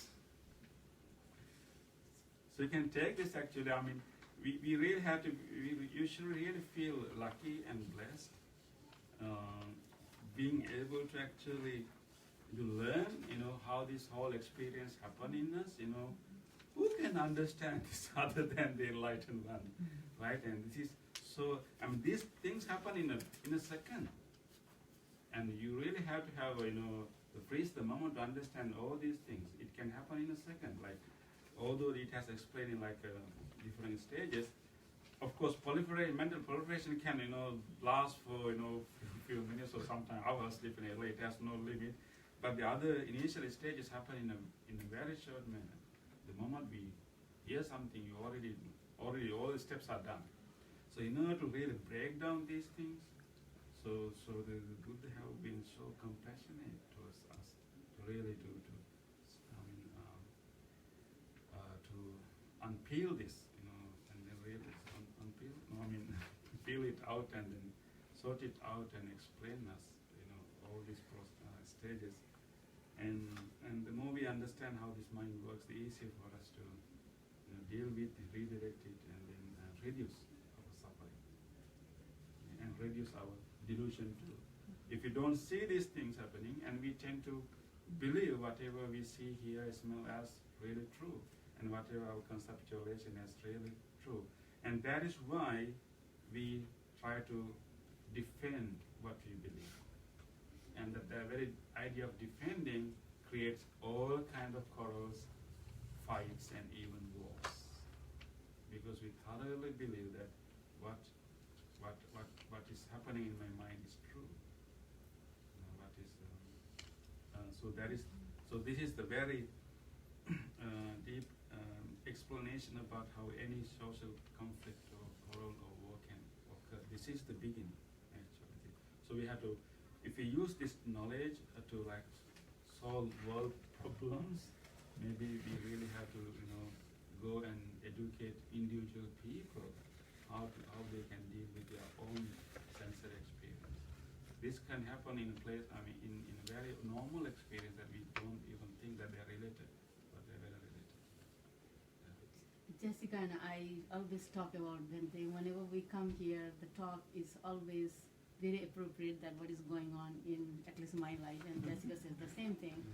So I was going to bring a little bit Bhante. That sometimes you just kind of hear and misinterpret, but sometimes you do have gone through some kind of life experience, and that also give you some memory back. Right? Yeah, definitely. Yeah. Like I lost one of my brother, Bhante knows very well, in a car accident, very young. Last week, one of my friend died of breast cancer, and she was young. I consider myself young. She was my medical school friend, so she was pretty young. So I went through the same kind of trauma that my brother died, because he left behind young kids, and she does not have a young kids, but it's still none of her kids are married, and so I went through the same thing. Like, oh my God, my brother left this, and now she left this, and what she must be thinking, what her son must be thinking, and those kind of things. So, and this is a punishment for not coming here regularly. If I was here regular, probably I would have watched my brain a little bit and protect myself. But I was miserable last week. That was one of the reasons why I couldn't make it on Wednesday. So I think you brought a very important point. Let's say if if you're going through such an experience, definitely, I just came back from a memorial service, the department chair of our department passed away. So when those things happen, definitely, so we have to deal with them, right? And so here in this instruction doesn't encourage us to not to think about at all. It's not encouraging us to stop thinking. It's not encouraging us to don't think about those things and be indifferent. And what this pointing us is actually, so when those things happen, we can really find a way that we can deal with this, and we can find a way to help those people. But we have to do it in a way that it will not drain our energy. So in order to be helpful, we should be solid enough, right? So what we really does in our life is that we actually think more than we need, and more than we need, like a proliferation, imagining the worst, and creating and living in that drama. So in those situations, actually, we can really plan and think, and then really try to be compassionate to those people, and go through that emotion. But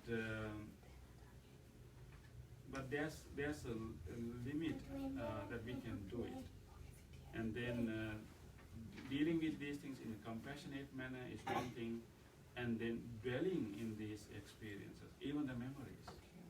So let's say I have a memory of losing my father, right? And so this doesn't say that you should forget the fact that your father is dead. No. So I can have a memory. Whenever I have that memory, I can feel grateful, for my father being there. but then I should also be skillful and not to let that memory to like consume my mental life and consume my day. I think the moment we deal with these things with compassionate mind, I think the tendency to have more proliferation is stopped. Because compassionate mind is so powerful. So like gratitude, compassionate. So we can have memories of our loved ones, and those things can surface maybe when we see something that they liked, and maybe when you see, or when you even eat some food that your mother used to cook, and you suddenly remember your mother, right? And so that's the beginning of the thought process. And right there, what we can do, either we can let this, the mental process, run riot, or maybe we can be conscious about it and then be okay and think about the good memories of the mother, and then be grateful for her being there, and maybe make a wish right there, and may she be well and happy. And then we can somehow control our thinking, not to have all kind of chaotic and thinking that has no control, and it's useless, it simply drain our energy and generate so much of other emotions. So there's a balance. It's not, so in that case we have to deal with that, but with more mindfulness we have to it's not really completely forgetting them, but relating to them in a different way.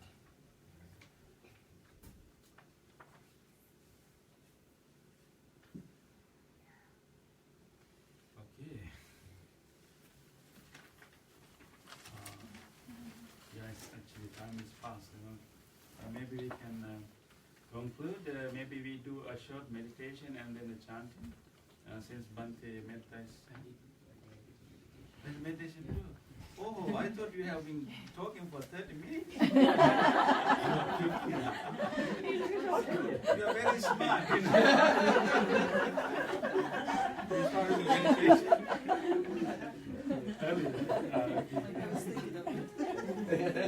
I was thinking about 45 minutes.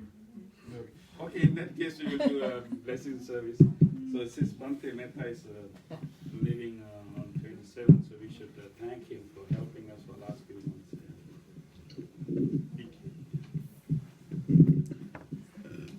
Dear Bhantes and dear friends, I just wanted to take this opportunity to memorize that the services that we were able to receive from Bhante Mettananda last year and few months this year, and he had been a great support. I would say one of the strongest pillars for Bhante Pema to continue all the good work that they do here, and we are very thankful that Bhante Mettananda, after he's actually going back to defend his PhD in Sri Lanka, University of Pemaratana. So hopefully he'll complete everything, and we'll have his R1 visa approved in the month of April, and he would be back here with us for before the rainy retreat. And I just wanted all of you to express your gratitude and your thanks to Bhante Mettananda, Bhante Pema, for all the good work that they provide for this Buddhist community. And we are all so blessed to have teachers like them. Thank you.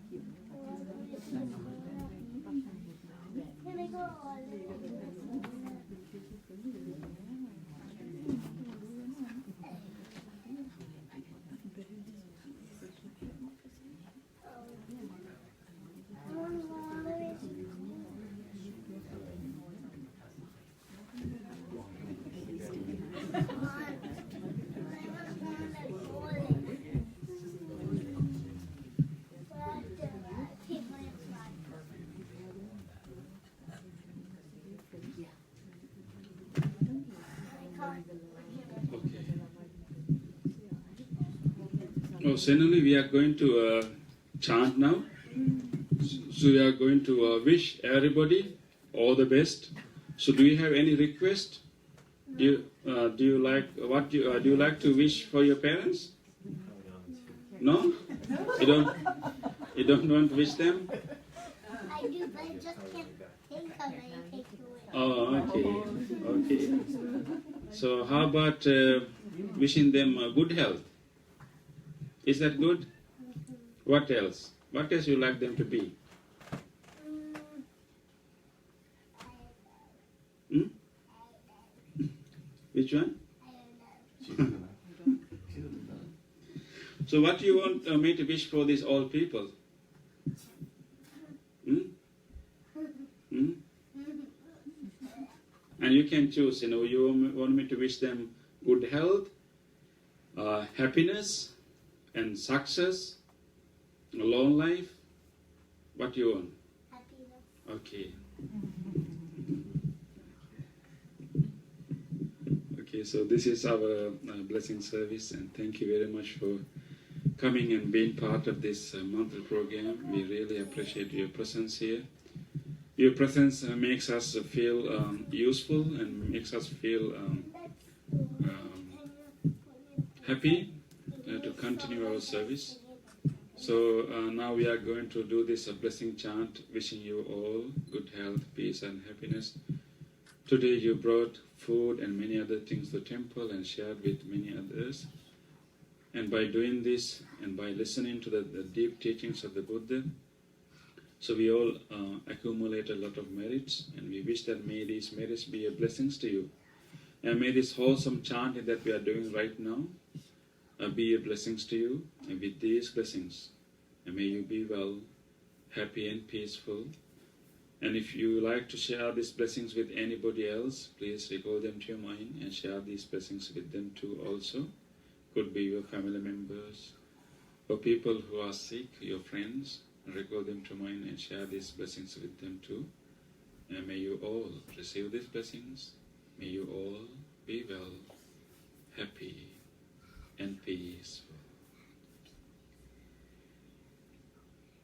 Namo tassa bhagavato arahato samma sambuddhassa. Namo tassa bhagavato arahato samma sambuddhassa. Namo tassa bhagavato arahato samma sambuddhassa. Karaniya matta kusalena yantang santang padang abhisamicce sakko ujuce sujuce suvaco jansamudu anatimani santus sakoce subharoce ampagiccoce sallahukavunti santindriyo nipakoce appegambo kulesu ananugindo naca kundang samacare kincena vinyo pare upavadeyum sukino vakemino hontu sabbe satta bhavantu sukitanta eke cipana bhutanti tasava tavarava anavasesadhigava imahantava majjima rasakanukatuladitava eva anditva eca dure vasanti avidure bhutava sambhave siva sabbe satta bhavantu sukitantana paro parang nikumbete nati man ඒතකත්තචිනං කංචේ ව්‍යාරෝසනා පටිග සංඥානාඤ්ඤමඤ්ඤස්ස දුක්ඛමිච්ඡේය මාතායතානියං පුත්තං ආයුසායේක පුත්ත මනුරක්ඛේ වංපි සබ්බ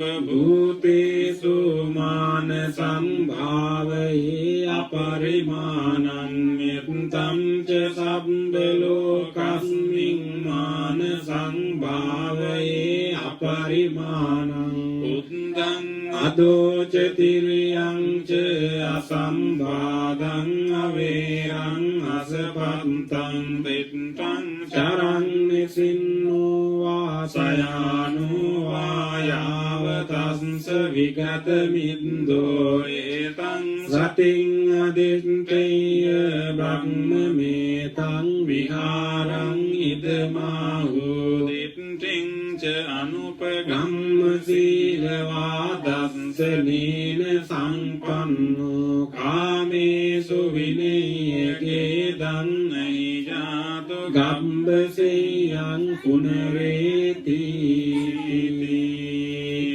තේන සච්ච වජ්ජේන සොත්ති තේ හෝතු සම්බදා ඒතේන සච්ච වජ්ජේන සම්බ රෝගෝ විනස්සතු ඒතේන සච්ච වජ්ජේන හෝතු තේ ජය මංගලං සම්බේතියෝ විවජ්ජන්තු සම්බ රෝගෝ විනස්සතු මාතේ භවත්වන්තරායෝ සුඛී දීඝායුකෝ භවතු සම්බ මංගලං රක්ඛන්තු සම්බ දේවතා සම්බ බුද්ධානුභාවේන සදා සොන්ති භවන්තු තේ භවතු සම්බ මංගලං රක්ඛන්තු සම්බ දේවතා සම්බ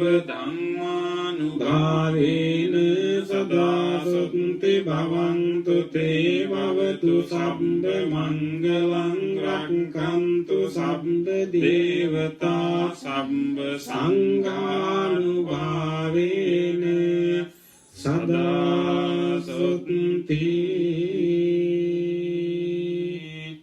භවන්තු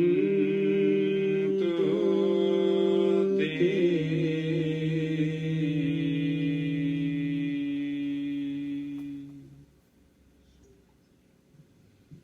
සාදු සාදු සාදු